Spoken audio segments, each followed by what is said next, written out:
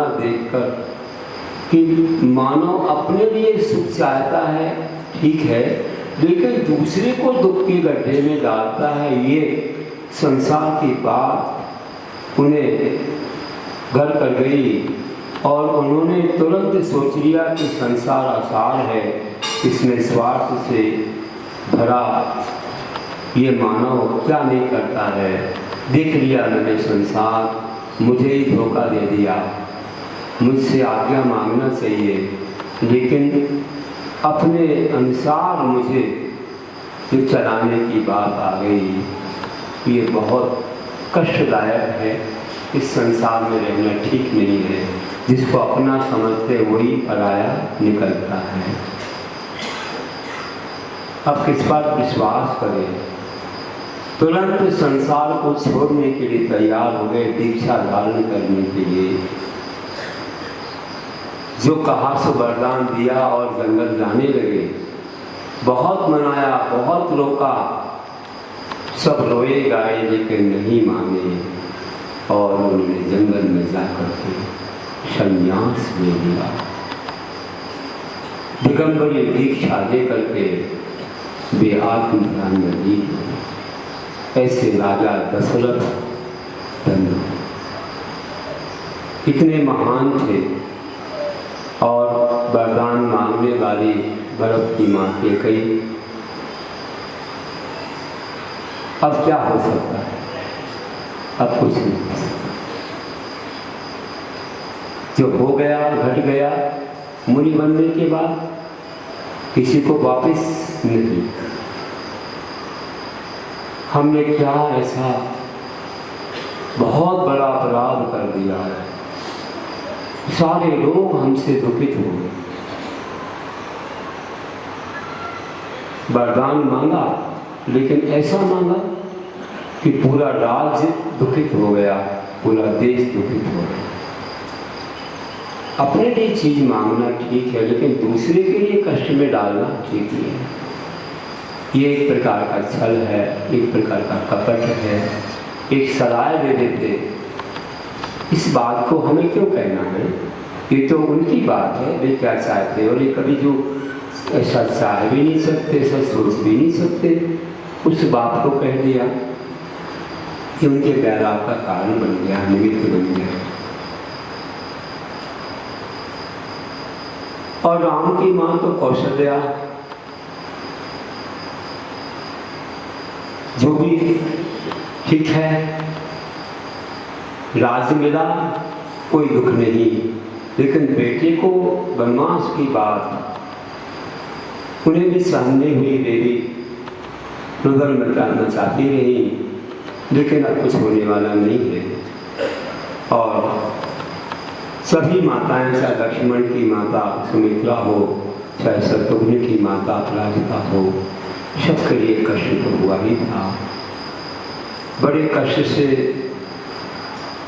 विदाई हुई, बड़े कष्ट से वे निकल पाए राज्य से। सबने चरण पकड़े, रोए गाए, लेकिन वे दशरथ को नहीं माने। और राम ने तो जो ही उनको आज्ञा दी थी, चरण छू करके उनने पिता से क्षमा मांगी, माँ से क्षमा मांगी, और जिसने कहा उससे भी क्षमा, उसको भी क्षमा करते हुए और वनवास जाने के लिए बिल्कुल तैयार थे। सब कहते हैं नहीं, आपको ही राज्य करना है, आपके बिना कोई नहीं रह पाएगा। आप आदर्श हैं, न्यायप्रिय हैं, आप समझते हैं, दूरदृष्टि रखते हैं, हर एक व्यक्ति के सुख दुख को आप जानते हैं, आपके बिना काम नहीं चलेगा, आप ही यहाँ रहेंगे, हम आपको नहीं छोड़ेंगे। सभी भाई, चाहे भरत हो, लक्ष्मण हो, शत्रुघ्न हो, सब उनके पैर पकड़ लेते हैं। नहीं, उन्होंने कहा नहीं, ये तो पिता की आज्ञा है और मेरा भी इसमें कोई कर्म है किसी जन्म का, इसलिए मुझे उसे काटना है, तपस्या करना है। इससे तो मुझे बहुत सारे लाभ होंगे, मैं जंगल में रहूँगा, वनवास जाऊँगा, अनेक क्षेत्रों के दर्शन होंगे, सिद्ध से प्रतिशत क्षेत्रों को देखूंगा, अनेक ऋषि मुनियों के दर्शन होंगे, नए नए अनुभव प्राप्त होंगे, अनेक देशों की भाषा, वहाँ की परंपरा का ज्ञान होगा, अनेक लोगों को हित करने का, उनको सहायता देने का मुझे लाभ मिलेगा और मैं सब परिस्थितियों में अपने आप को संभाल के क्षमता धारण करूँगा। ऐसा मेरा भाव है और इससे बहुत लाभ मिलेंगे। अभी तो ये घर में रहता था एक महल में, अब मैं पूरे देश में जगह जगह विचरण करूँगा और मुझे तरह तरह के अनुभव होंगे, ये सब काम में आएंगे। विचार करिए, उनके मन में कोई रोष नहीं है, एक जीवन की घटना अनुभव देने वाली है, सारा देश अपना है, मुझे क्या किसी जगह से मतलब है। वे जाने को तैयार होते हैं। भरत कहते हैं मैं नहीं बैठूंगा गद्दी पर, आपको ही बैठना है। तो कोई बात नहीं, मुझे ध्यान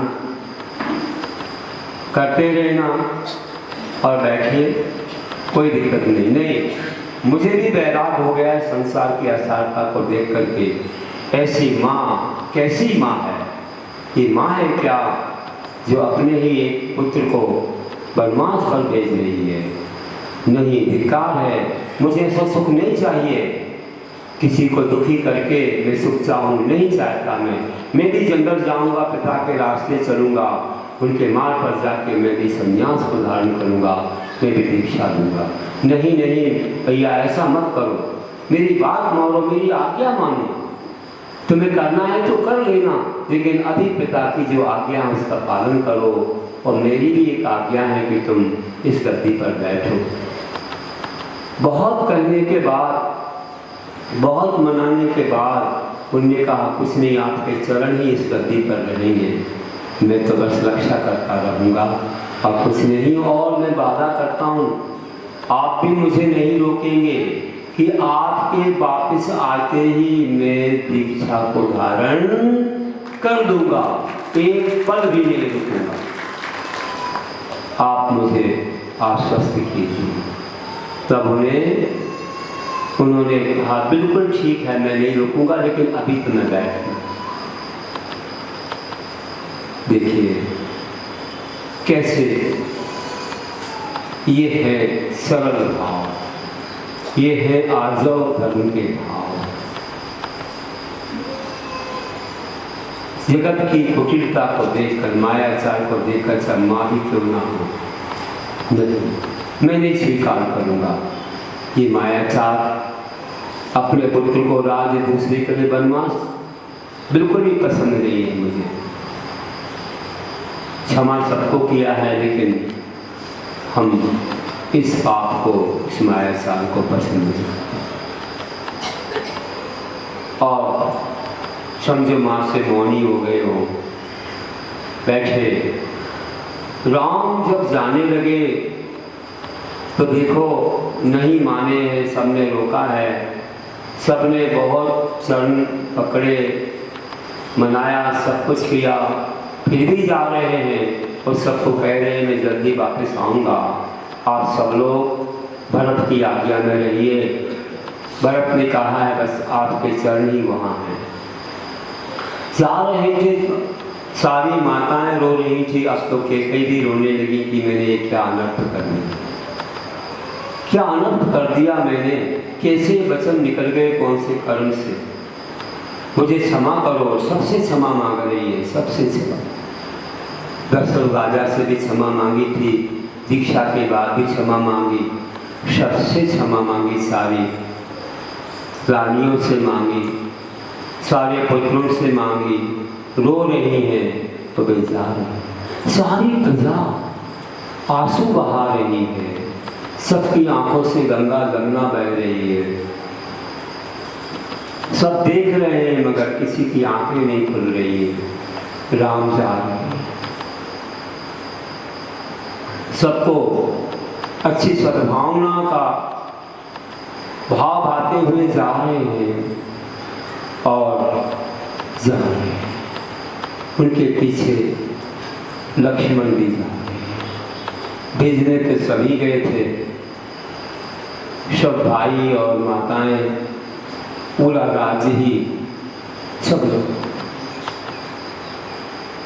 और लक्ष्मण ने कहा भाई हम आपको अकेले नहीं जाने देंगे, हम भी आपके साथ रहेंगे। क्या जरूरी है, तुम क्यों कष्ट सहोगे? नहीं, मैं आपकी रक्षा को रहूंगा। देखिए भाभी नारायण थे, आगे नारायण बनेंगे, इतनी योग्यता उनके पास थी। रावण का चक्कर जीतेंगे, इतनी योग्यता उनके पास थी। और वह सती सीता भी कहती है कि मैं कैसे घर में रहूं, आपके बिना कैसे रहूं, मैं तो आपके साथ ही चलूंगी। अरे कहाँ महलों में रहने वाली, जंगल में धूप, ठंडी, गर्मी, प्यास सब सहना पड़ेगा, कंकड़ कांटे सब सहना पड़ेंगे। कहाँ जाओगी तुम? महलों में रहने वाली मेरे साथ नहीं जा सकती,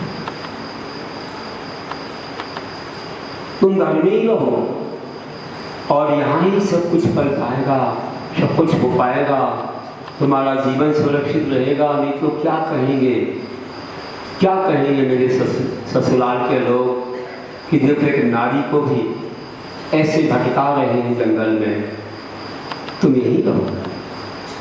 नहीं नहीं, मैं नहीं रह सकती, मैं तो पति की छाया बन के रहूंगी। मैं कैसे रह सकती हूँ? छाया कभी पीछे रहती है? मैं पति की छाया बन के रहूंगी, मैं साथ ही चलूंगी, मैं नहीं रह सकती।